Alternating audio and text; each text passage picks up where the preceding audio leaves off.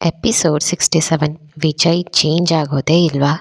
ವಿನಯ್ ಕವಿತಾಗೆ ಬಾಯ್ ಹೇಳಿ ಮದುವೆಗೆಲ್ಲ ತಪ್ಪದೆ ಬರಬೇಕು, ಬರದೆ ಹೋದರೆ ತುಂಬ ಬೇಜಾರಾಗುತ್ತೆ ಅಂತ ಹೇಳಿ ಬೇಗ ಬೇಗ ಅಲ್ಲಿಂದ ಹೊರಟ. ಕವಿತಾ ಕೂಡ ವಿನಯ್ ಹಿಂದೆ ಹೋದ್ಲು. ಕವಿತಾ ಕ್ಯಾಬ್ ಸಿಗುತ್ತಾ ಅಂತ ನೋಡಿದ್ಲು. ಅಮರ್ ಕವಿತಾ ಎಲ್ಲಿಗೆ ಅಂದ. ಆಗ ಅವಳು PVR ಹಾಸ್ಪಿಟಲ್ಗೆ ಹೋಗಬೇಕು ಅಂತ ಹೇಳಿದ್ಲು. ಅಮರ್ ಹೌದಾ, ಬಾ ನಾನು ಅಲ್ಲಿಗೆ ಹೋಗ್ತಿರೋದು ಅಂತ ಹೇಳ್ದ. ಕವಿತಾ ಸರಿ ಅಂತ ಕಾರ್ ಒಳಗಡೆ ಕೂತ್ಕೊಂಡ್ಳು. ಇಬ್ಬರ ನಡುವೆ ಯಾವುದೇ ಮಾತುಕತೆ ಇರಲಿಲ್ಲ. ಅಮರ್ಗೆ ಯಾವುದೋ ಮೆಸೇಜ್ ಬಂದಿತ್ತು. ಅದನ್ನು ನೋಡಿ ಅಮರ್ ಸೈಲೆಂಟ್ ಆದ. ಕವಿತಾ ಏನೂ ಆಗಿಲ್ಲ ಅನ್ನೋ ಹಾಗೆ ಕಾರಲ್ಲಿ ಕೂತಿದ್ಲು. ಕವಿತಾ ನೆಕ್ಸ್ಟ್ ವೀಕ್ ನನಗೆ ಎಕ್ಸಾಮ್ ಸ್ಟಾರ್ಟ್ ಆಗ್ತದೆ. ನೆಕ್ಸ್ಟ್ ನಾನು ಅಮರ್ ಸರ್ ಹತ್ರ ಕಲಿಯೋಕೆ ಇಷ್ಟಪಡ್ತೀನಿ, ಅವ್ರಿಗೆ ಹೇಳಿಬಿಡು ನನಗೂ ಅಡ್ಮಿಷನ್ ಕೊಡೋದಕ್ಕೆ ಅಂತ ಹೇಳಿದ್ಲು. ಅಮರ್ ಶೋರ್ ಹೇಳ್ತೀನಿ, ಗುಡ್ ಲಕ್ ನಿನ್ನ ನೆಕ್ಸ್ಟ್ ಲೆವೆಲ್ ಎಜುಕೇಷನ್ಗೆ. ಥ್ಯಾಂಕ್ ಯು ಬಾಲು ಅಂತ ಹೇಳಿದ್ಲು. ಅಮರ್ಗೆ ಅವಳಿಗೆ ನಿಜ ಹೇಳೋದೇ ಸರಿ ಅಂತ ಕವಿತಾ ನನ್ನ ಹೆಸರು ಕೂಡ ಅಮರ್ ಅಂತ, ಎಲ್ಲ ಬಾಲು ಅಂತ ಕರೀತಾರಷ್ಟೆ, ಆ ಅಮರ್ ಸರ್ರೇ ಬೇರೆ ನಾನೇ ಬೇರೆ ಅಂತ ಹೇಳ್ದ. ಕವಿತಾ ನನಗೆ ಗೊತ್ತು ಅಂತ ಹೇಳಿದ್ಲು. ಅಮರ್ ಏನು ಅಂತ ಕೇಳ್ದ. ಅವಳು ಹ್ಞೂ ಗೊತ್ತು, ವಿನಯ್ ಹೇಳ್ದ ಹರ್ಷದ್ ನನ್ನ ಐಡಲ್ ಅಂತ. ಆಗ ನಾನು ಯಾರು ಅಂತ ಕೇಳಿದ್ದಕ್ಕೆ ಬಿಸ್ನೆಸ್ ಮ್ಯಾನ್ ಕಣೇ ಅಂತ ಹೇಳ್ದ. ಗೂಗಲ್ ಸರ್ಚ್ ಮಾಡಿದಾಗ ಅವ್ರ ಫ್ಯಾಮಿಲಿ ಬಗ್ಗೆ ಗೊತ್ತಾಯಿತು, ಹಾಗೆ ನಿನ್ನ ಬಗ್ಗೆನೂ ಕೇಳೋಣ ಅಂತಿದ್ದೆ, ಆದರೆ ಏನೇನೋ ಆಗಿರೋದಕ್ಕೆ ಏನೂ ಕೇಳೋದಕ್ಕೆ ಹೋಗಿಲ್ಲ. ಸದ್ಯ ಅವಳಿಗೆ ಬೇಕಾಗಿರೋದು ಗೊತ್ತಾಗಿಲ್ಲ, ಅದಕ್ಕೆ ಅಮರ್ ಹೌದು ಎಲ್ಲ ಬಾಲು ಅಂತ ಕರೀತಾರೆ ಅಂತ ಅಷ್ಟೇ ಗೊತ್ತಿರೋದು. ಅಮರ್ಗೆ ಎರಡು ರೀತಿ ಪರ್ಸ್ನಾಲಿಟಿ ಇತ್ತು. ಒಂದು ಸೀಕ್ರೆಟ್ ಡಾಕ್ಟರ್ ಅಮರ್ ಆಗಿ, ಇನ್ನೊಂದು ಹಿಮವಂತ್ ರಾಜ್ ಫ್ಯಾಮಿಲಿಯ ಅಮರ್ ಆಗಿ. ಇದು ಅವನಿಗೆ ಹತ್ತಿರ ಇದ್ದವ್ರಿಗೆ ಬಿಟ್ಟು ಬೇರೆ ಯಾರಿಗೂ ಸಹ ಅವನ ಐಡೆಂಟಿಟಿ ತಿಳಿದಿರಲಿಲ್ಲ.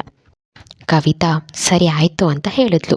ಅವ್ನು ಮತ್ತೆ ಅಮರ್ ಸರ್ಗೆ ಹೇಳ್ತೇನೆ, ಅವ್ರು ಸಹ ಸ್ಟೂಡೆಂಟ್ಗಳನ್ನ ತೊಗೋಬೇಕು ಅಂತ ಅಂದರು, ನಿನ್ನ ವಿಷಯ ಮೊದಲೇ ತಿಳಿಸಿರ್ತೀನಿ ಅಂತ ಹೇಳ್ದ. ಕವಿತಾಗೆ ಮನಸ್ಸಿನಲ್ಲಿ ಒಂದು ಕಡೆ ಅಮರ್ಗೆ ಏನಾದರೂ ಪ್ರಾಬ್ಲಮ್ ಇರಬೇಕು, ಅದಕ್ಕೆ ನನ್ನ ಅಕ್ಸೆಪ್ಟ್ ಮಾಡಿಲ್ಲ. ಮುಂದೆ ಒಂದಿನ ಅವ್ರಿಗೆ ನಾನು ಇಷ್ಟ ಆದರೆ ಆಗಬಹುದು, ವೆಯ್ಟ್ ಮಾಡ್ತೀನಿ ಅಂತ ಮನಸ್ಸಲ್ಲಿ ಹೇಳ್ಕೊಂಡಿದ್ಲು. ಇನ್ನು ಬೆಂಗಳೂರಿನ ಫೇಮಸ್ ಹಾಸ್ಪಿಟಲ್ ವಿಕ್ಟೋರಿಯಾದಲ್ಲಿ ಡಾಕ್ಟರ್ ನನ್ನ ಮಗ ಈಗ ಹುಷಾರಾಗಿದ್ದಾನೆ ಅಲ್ವಾ, ಮುಂದೆ ಏನಾದರೂ ಪ್ರಾಬ್ಲಮ್ ಆಗುತ್ತಾ, ಅವನು ಮೊದಲಿನ ರೀತಿ ಆಗ್ತಾನಾ ಅಂತ ಕೇಳಿದ್ಲು. ಒಬ್ಬ ಹೆಂಗಸು ಹೌದು ಅವ್ರು ಹುಷಾರಾಗಿದ್ದಾರೆ, ಆದರೆ ಡ್ರಿಂಕ್ಸ್ ಸ್ಮೋಕ್ ಕಡಿಮೆ ಮಾಡಬೇಕು, ಅದು ಬಿಟ್ಟರೆ ಅವ್ರು ತುಂಬ ಬೇಗ ರಿಕವರಿ ಆಗ್ತಾರೆ. ಅದು ಬಿಟ್ಟರೆ ಅವರು ಆಲ್ ರೈಟ್, ಅವ್ರ ಕರಳಿನಲ್ಲಿ ಸ್ವಲ್ಪ ಸುಟ್ಟು ಗಾಯಗಳು ಹಾಗೇ ಇದೆ, ಅದನ್ನು ಅವ್ರು ಡ್ರಿಂಕ್ಸ್ ಅನ್ನು ಕಡಿಮೆ ಮಾಡಿ ಗುಣಪಡಿಸ್ಕೊಳ್ಬೇಕು. ಅವರಂತೂ ಡಿಸ್ಚಾರ್ಜ್ ಅಂತ ತುಂಬ ತಲೆ ತಿಂತಿದ್ದಾರೆ, ಅದೊಂದೇ ಕಾರಣಕ್ಕೆ ನಾವು ಡಿಸ್ಚಾರ್ಜ್ ಮಾಡ್ತಿರೋದು, ಇಲ್ಲ ಅಂದಿರೆ ಇನ್ನೂ ಒಂದು ತಿಂಗಳು ಅವರನ್ನು ಡಿಸ್ಚಾರ್ಜ್ ಮಾಡ್ತಿರಲಿಲ್ಲ, ನೀವು ಅವರನ್ನು ಬಹಳ ಹುಷಾರಾಗಿ ನೋಡ್ಕೊಳ್ಬೇಕು ಅಂತ ಹೇಳಿದ್ರು. ಆ ಹೆಂಗಸು ಬೇರೆ ಯಾರೂ ಅಲ್ಲ, ವಿಜಯನ ತಾಯಿ ಕಮಲಾಂಬಿಕೆ. ಅವಳು ಸರಿ ಡಾಕ್ಟರ್, ಹುಷಾರಾಗಿ ನೋಡ್ಕೊಳ್ತೇನೆ, ನನ್ನ ಮಗ ನನಗೆ ಹೆಚ್ಚು, ಅವನಿಗೇನೂ ಆಗದೆ ಇದ್ದರೆ ಸಾಕು ಅಂತ ಹೇಳಿದ್ಲು. ಡಾಕ್ಟರ್ ಮುಂದೆ ಹಣನ ಇಟ್ಟು, ನೀವು ಕೂಡ ದಿನಕ್ಕೆ ಒಂದಿನ ಅವನನ್ನು ಬಂದು ಚೆಕ್ ಮಾಡಿ ಹೋಗಬೇಕು, ಇಲ್ಲ ಅಂದರೆ ನೀನು ಹಾಸ್ಪಿಟಲಲ್ಲಿ ಇರೋದಿಲ್ಲ ಅಂತ ವಾರ್ನಿಂಗ್ ಟೋನಲ್ಲಿ ಹೇಳಿದ್ಲು. ಅದಕ್ಕೆ ಡಾಕ್ಟರ್ ಸ್ವಲ್ಪ ಹೆದರ್ತಾನೆ, ಏನು ಮೇಡಮ್ ನೀವು ಹೇಳಿದ್ರೆ ನಾವು ಬಂದು ನೋಡ್ತೇವೆ, ಆದರೆ ಯಾವುದೋ ಲೇಡಿ ಡಾಕ್ಟರ್ ಬರೋದಿಲ್ಲ, ಇದೊಂದು ಮಾತ್ರ ನಮ್ಮಿಂದ ಆಗೋದಿಲ್ಲ ಅಂತ ಹೇಳ್ದ. ಯಾರು ಬಂದ್ರೇನೋ, ಯಾರಾದರೂ ಬನ್ನಿ, ನನ್ನ ಮಗ ಹುಷಾರಾಗಬೇಕಷ್ಟೆ, ಅವನು ಕುಡಿತಾನೋ ಬಿಡ್ತಾನೋ ಅವನಿಗೆ ಏನು ಕೂಡ ಆಗಬಾರ್ದು, ಮೈಂಡ್ ಇಟ್ ಅಂತ ಅವಳು ಸೀರೆ ಸೆರಗನ್ನು ಕೈಯಿಂದ ಸುತ್ತಕೊಂಡು ಕುಳಿತಿದ್ದ ಚೇರನ್ನು ಕೆಳಗೆ ಬೀಳಿಸಿ ಮಗ ಇರೋ ವಾರ್ಡ್ ಕಡೆ ಹೋದ್ಲು. ವಿಜಯ್ ಇದ್ದ ವಾರ್ಡ್ ತುಂಬ ದೊಡ್ಡದಾಗಿತ್ತು, ಒಂದು ರೂಮ್ ಅಷ್ಟು ಸ್ಪೇಸ್ ಇತ್ತು, ಅಲ್ಲವನು ಒಬ್ಬನೇ ಇರ್ತಿದ್ದ. ಕಿಟಕಿ ಹತ್ರ ಬಂದು ಒಂದು ಸಿಗರೆಟ್ ತೊಗೊಂಡು ನೋಡ್ತಾ, ನನಗೆ ಅದೆಲ್ಲ ಗೊತ್ತಿಲ್ಲ, ಒಂದು ವಾರ ಹತ್ತತ್ರ ಆಗ್ತಾಯಿದೆ, ಅಮೇರಿಕಾ ಹೋಗಿ ಡೇವಿಡ್ ಎಲ್ಲಿದ್ದಾನೆ ಅಂತ ಗೊತ್ತಾಗ್ತಿಲ್ವಾ, ದುಡ್ಡು ಹೇಗೆ ಈಸ್ಕೊಂಡು ನೀರು ಥರ ಖರ್ಚು ಮಾಡ್ತಾಯಿದ್ದೀರಾ, ಹಾಗೆ ಆ ಡೇವಿಡನ್ನು ಕೂಡ ಹುಡುಕಬೇಕು ಅಂತ ಹೇಳಿ ಸಿಗರೇಟ್ ಸೇದೋದಕ್ಕೆ ಶುರು ಮಾಡ್ದ. ವಿಜಯ್ ತುಂಬ ಗಂಭೀರವಾಗಿದ್ದ, ಆದರೆ ವಿಜಯ್ ಅಪ್ಪ ರಾಮಚಂದ್ರ ದೇವ ತುಂಬ ಜನರನ್ನು ಇಟ್ಟಿದ್ದರು.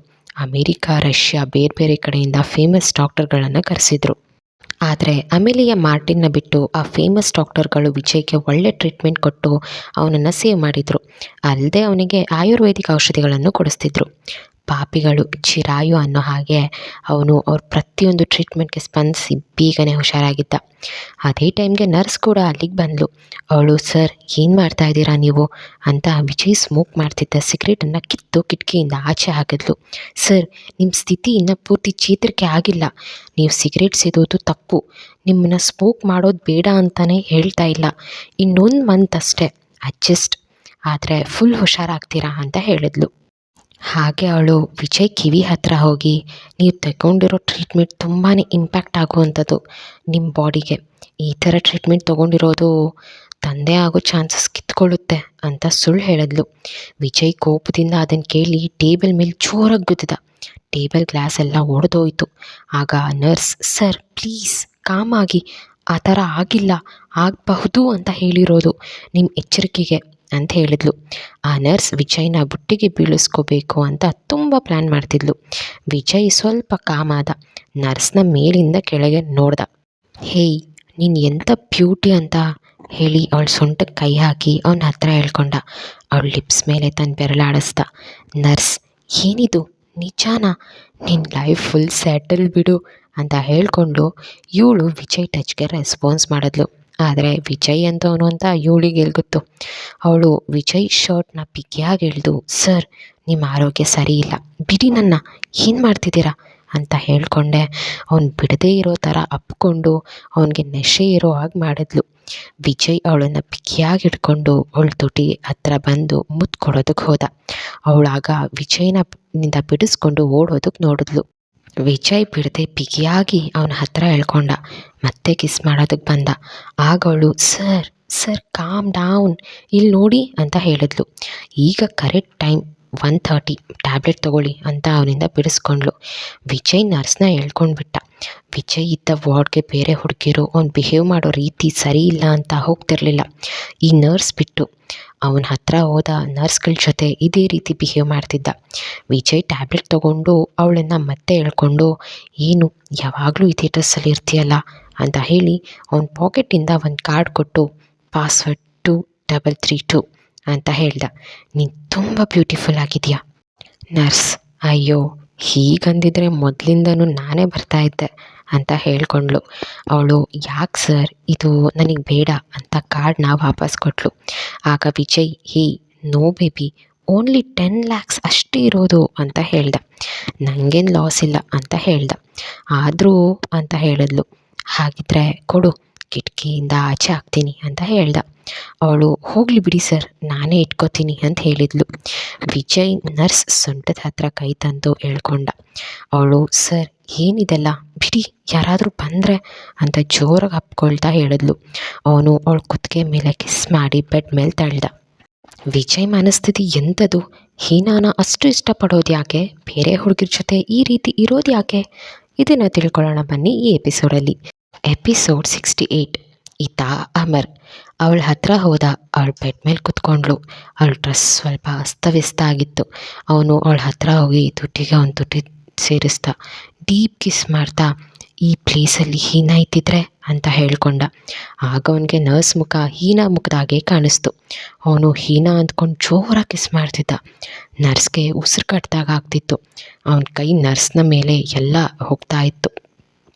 ನರ್ಸ್ ಸ್ವಲ್ಪ ಸುಧಾರಿಸ್ಕೊಂಡು ವಿಜಯ್ನ ಹಿಂದೆ ತಳ್ಳಿ, ನಾನು ಇಲ್ಲೇ ಇದ್ದೀನಿ, ಏನಕ್ಕೆ ಇಷ್ಟು ರ್ಯಾಶ್ ಆಗ್ತಿದ್ದೀರಾ ಅಂತ ಕೇಳಿದ್ಲು.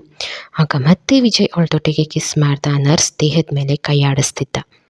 ಅದೇ ಸಮಯಕ್ಕೆ ಸರಿಯಾಗಿ ವಿಜಯ್ ಅಮ್ಮ ಕಮಲಾಂಬಿಕೆ ಬಂದಳು. ವಿಜಯ್, ಈ ಹುಟ್ಟು ನೋಡಿ ನನ್ನ ಕಣ್ಣಲ್ಲಿ ಇನ್ನು ಏನೇನು ನೋಡಬೇಕಪ್ಪ ಅಂತ ವಿಜಯ್ ಅಂತ ಕೂಗಿದ್ಲು. ನರ್ಸ್ ಗಾಬರಿಯಿಂದ ಹಿಂದೆ ಸರಿದ್ಲು. ನರ್ಸ್ ಹೆದರಿದ್ ನೋಡಿ, ಅಮ್ಮ ಡೋರ್ ನಾಕ್ ಮಾಡಬೇಕು ಅಂತ ಗೊತ್ತಾಗಲ್ವ ನಿನಗೆ ಅಂತ ರೇಗ್ದ. ಅವಳು, ಯಾಕಪ್ಪ ಈ ರೀತಿ ಇರೋನು ಡೋರ್ ಲಾಕ್ ಮಾಡ್ಕೋಬೇಕು ಅಂತ ಗೊತ್ತಾಗಲ್ವ ನಿನಗೆ, ನೀನು ಪೂರ್ತಿ ಹುಷಾರಾಗದೆ ಈ ರೀತಿ ಆಡ್ತಾ ಇದೆಯಾ, ಹುಷಾರಾದ್ಮೇಲೆ ಏನೇನೋ, ಅಯ್ಯೋ ನಿನಗೆ ಗೊತ್ತಾಗಲ್ವಾ, ಪೇಷಂಟ್ ಅಂತ ಬೈದ್ಲು ನರ್ಸ್ಗೆ. ನರ್ಸು, ಸಾರಿ ಮೇಡಮ್ ಅಂತ ಹೇಳಿದ್ಲು. ಅವಳು, ಸರಿ ಹೋಗಿಲ್ಲಿಂದ, ನಿನಗೆ ಬೈದ್ರೆ ಏನು ಬಂತು, ನನ್ನ ಮಗ ಸರಿ ಇರಬೇಕಲ್ವಾ ಅಂತ ಬೈಕೊಂಡು ವಿಜಯ್ನ ನೋಡಿದ್ಲು. ನರ್ಸ್ ವಿಜಯ್ ಕಡೆ ನೋಡಿದ್ಲು.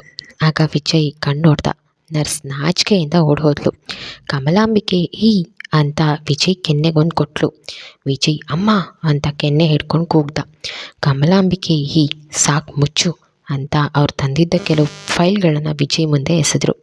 ವಿಜಯ್, ಏನಮ್ಮ ಇದು ಅಂತ ಕೇಳ್ದ. ಅದಕ್ಕೆ ಕಮಲಾಂಬಿಕೆ ತೆಗೆದು ನೋಡು ಅಂತ ಕೋಪದಿಂದ ಹೇಳಿದ್ರು. ಅಮರ್ ಮತ್ತು ಕವಿತಾ ಇಬ್ಬರು ಹಾಸ್ಪಿಟಲ್ಗೆ ತಲುಪಿದ್ರು. ಅಮರ್ ಸ್ವಲ್ಪ ಮುಂದೆ ಹೋಗಿದ್ದ. ಅದೇ ಸಮಯಕ್ಕೆ ಹಿತ ಅಮರ್ ಎದುರಿಗೆ ಬಂದ್ಲು. ಅವಳು ಹಾಯ್ ಅಮರ್, ನೀವಿಲ್ಲಿ ಅಂತ ಕೇಳಿದ್ಲು. ಅದಕ್ಕೆ ಅಮರ್ ಕೆಲಸ ಇದೆ ಅದಕ್ಕೆ ಬಂದೆ ಅಂತ ಹೇಳ್ದ. ಆಗ ಈತ ಹೌದಾ ಅಂತ ಹೇಳಿ ಎದುರುಗಡೆ ಬಂದರೆ ಯಾಕೆ ಸಿಕ್ತೆ ಅನ್ನೋ ಥರ ನೋಡ್ತೀಯಲ್ಲ, ಈಗ ಮಾತಾಡ್ಸೋದು ಅಂತ ಕೇಳಿದ್ಲು. ಅದಕ್ಕೆ ಅಮರ್ ಅಯ್ಯೋ ಇನ್ನು ಹೇಗೆ ಮಾತಾಡಿಸ್ತಾರೆ ಅಂತ ಕೇಳ್ದ.